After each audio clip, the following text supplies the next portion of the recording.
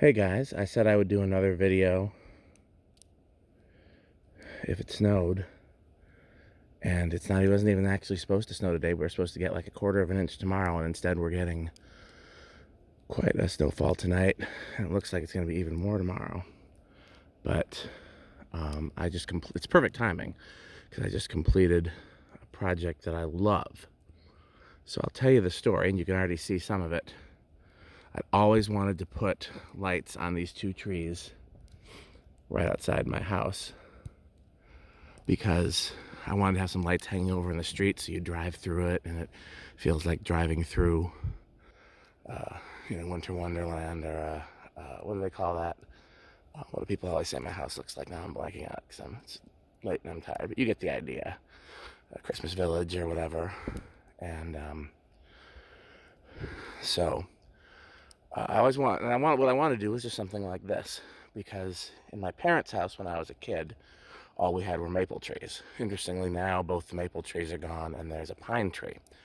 But when I was a kid, it was just maple trees, and you can't decorate a maple tree the way you can like a pine tree like that. So what me and my dad would do is we would just do one circle around the maple trees. And all the other lights I used were color, except on the roof I used white chasing lights, and in the trees I used white chasing lights. And this was back before like the 16 functions. The chasing lights just had a dial, and so you could just set the speed, and that was it. And that was how I liked them, because when you powered them on, they just always chased at the preset speed. Yeah, so, but because they were in the tree chasing, they looked like twinkling. So I noticed that Target's been having these twinkling lights on sale that are combination of color and white, and I was like, well, that's perfect, because all the rest of the lights out here are colored, but then it'll kind of match what I used to do with my dad.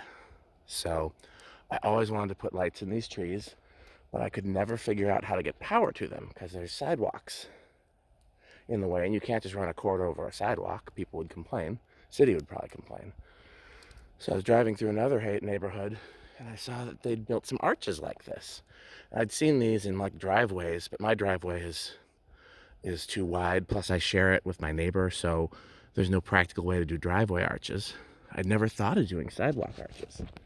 So I looked it up, and they were easy to do, and then that way the power runs over the arches and gets to the trees. So I was not only able to do even more Christmas Village Winter Wonderland by doing arches all the way on either side of my house, but also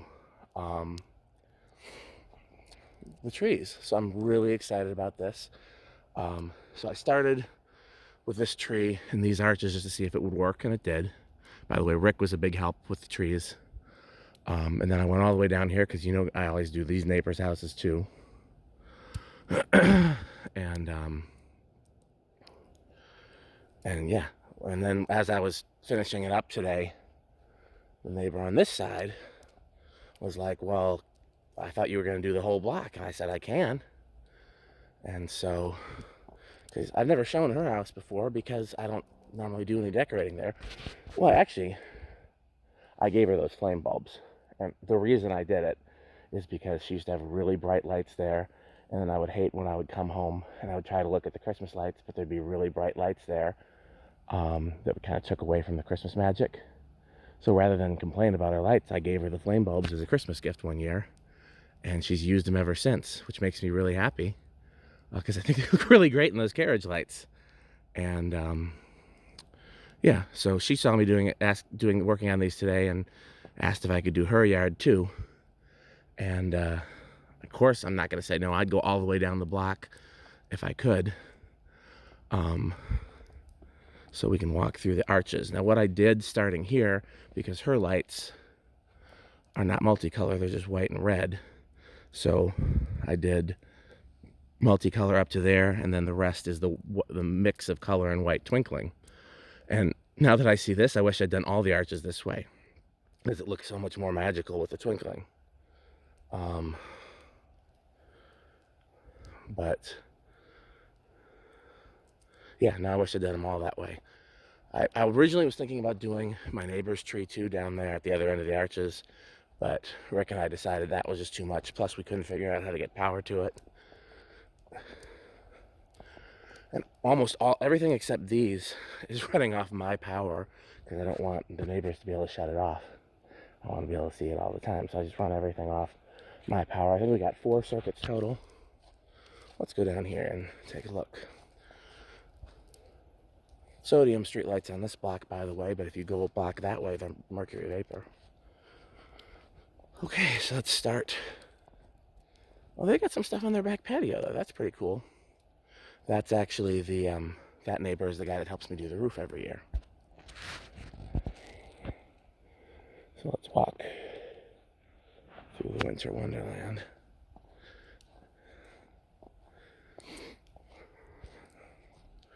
I'm so very pleased with this. And then the fact that it's snowing now, and it's just beautiful falling snow, is just, I mean, I couldn't ask for better.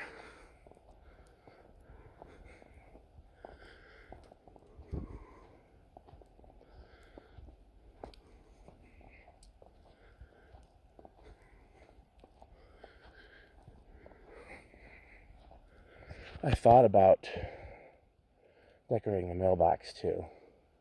I have more lights. I haven't ruled it out. I'm actually worried about overloading the circuits. So let's look at I'll try to figure out what the circuits are so I can show you. There's the tree, by the way. That's still one of the cooler things, the C7 tree. Oh, the mercury vapor's on. I have it set to turn on anytime there's a weather alert. And it must be a weather alert for the snow. Those are fairy light globes in the porch lights there. That's another thing I did, because again, they have these bright porch lights. And you'll see I mixed in some twinkling lights in the ground too. That's because when I ordered some of these lights online, they sent me twinkling instead of regular, and I didn't realize it till I started. And I actually like it. Like, I like that they're kind of mixed in, and it's random because I didn't plan it. They got a nice display down there, by the way. I wish I could do that tree.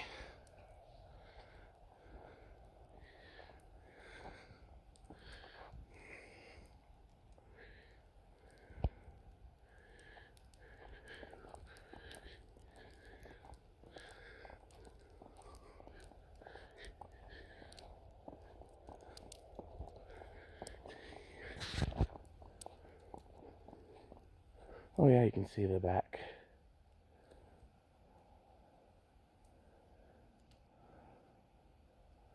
That fan's fine. You can really see the snow there too. Yeah, I could not be more pleased with this.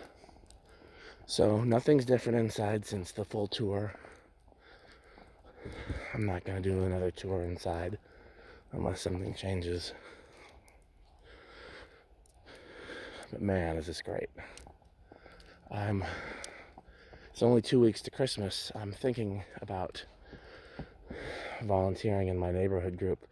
If anybody else wants these arches on the block, that I'll do them for free, just so I can have the whole block be Christmas. But again, there's only 2 weeks left to enjoy it. Although, I mean, I'm going to leave my stuff up until the end of January.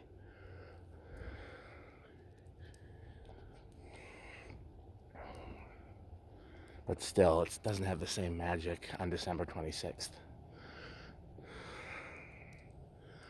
On December 24th, 11:59.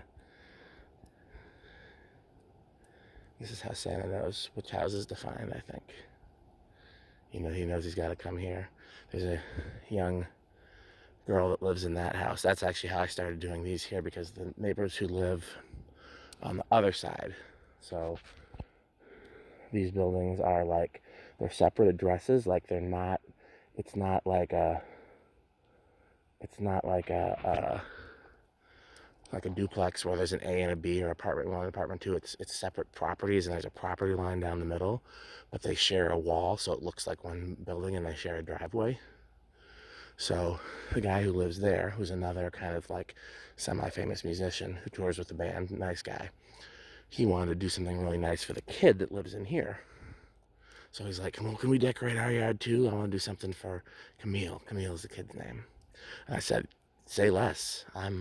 You know, he had me at decorate. And maybe one year he'll let me do the roof over there too. Although, again, I would need help getting on the roof. But yeah, it's... yeah,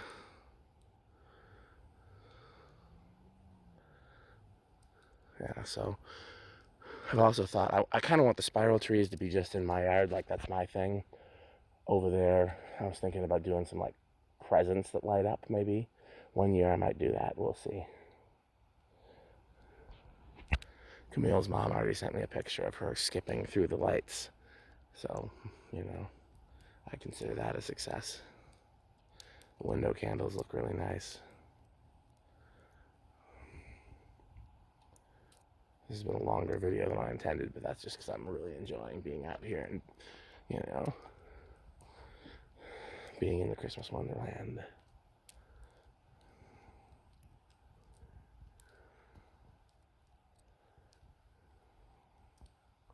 Yeah, now I wish I would have done twinkles all the way. I originally was going to do just twinkles in the trees and then solid color on the things, but that twinkles, they set off some Christmas magic over there. So I think next year I think I'll save, because I've got a bunch of extra lights, because I didn't know how many the trees were going to take. I didn't know how many the arches were going to take. I actually used half as many as the YouTube video said to use. They suggested a set of 2 sets of 100 per arch, and I did just 1 set of 100 because, again, that's what I was going to talk about, circuits. So all her lights, they're over there, the red and white plus her arches, are all on 1 circuit. And then on my side,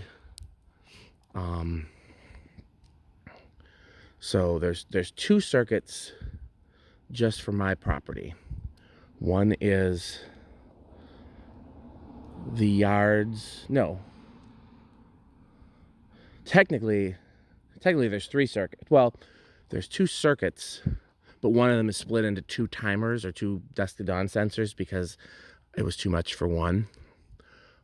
So we'll just do the 1 circuit that's by itself, and that's the roof, the deer, and the back patio.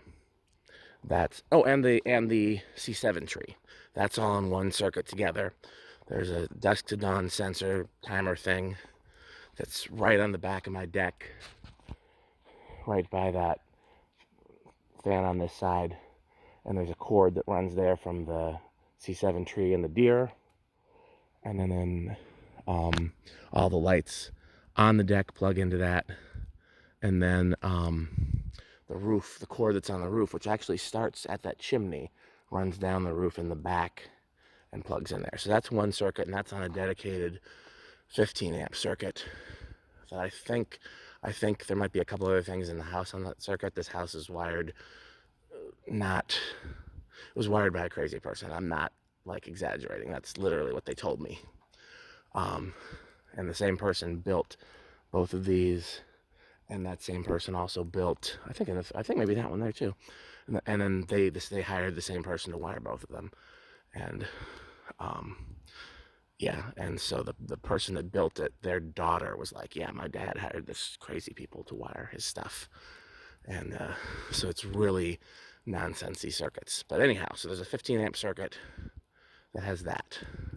Then there's a 20 amp circuit that has the yard, the front of the house, like the lights that run along the garage and stuff like that. Lights in the yard. All of my arches and both trees. No. I'm screwing this up. Okay, because I'm still trying to think about what does what. So you're right. That 20 amp circuit does all of that, but this tree and these arches on this side are split on a different timer that runs around the back of the property that way. And then this side and these arches are on a timer that's right there in the like front, like by that spiral tree, kind of right behind it. So yeah, there's two timers, both in that 20 amp circuit. So far we're at 3 timers and 2 20 amp circuits for my property, and then she's got her own. She's got actually the same kind of timer that I have, and it's all on one circuit. I don't know how many amps it is. And then this here is all on one timer and one 15 amp circuit. And I used to split it, and this year I didn't. Wonder what that was that beeped. So 1 circuit, 2 circuits, 3rd circuit, and then she's got her own circuit for her property. So I haven't tripped a breaker yet, but what I have tripped is, remember I told you there was that 120 amp circuit that's got 2 timers. I had both of those timers plugged into a power strip in my garage, and when I hooked up the trees, because that's actually a lot of sets. That's a deceptively, that's like 5 sets of lights in that tree. It's more than that if you count the trunk. But just going in the circle is like 500 light sets. Yeah,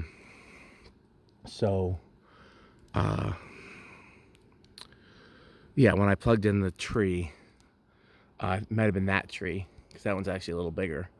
When I plugged in the tree, that power strip just said no. And so I just plugged those in direct into the outlet instead of using a power strip, because the power strip's going to be a 15 amp and the outlet's 20. So I wanted to see if that 20 amp breaker would trip, but it hasn't.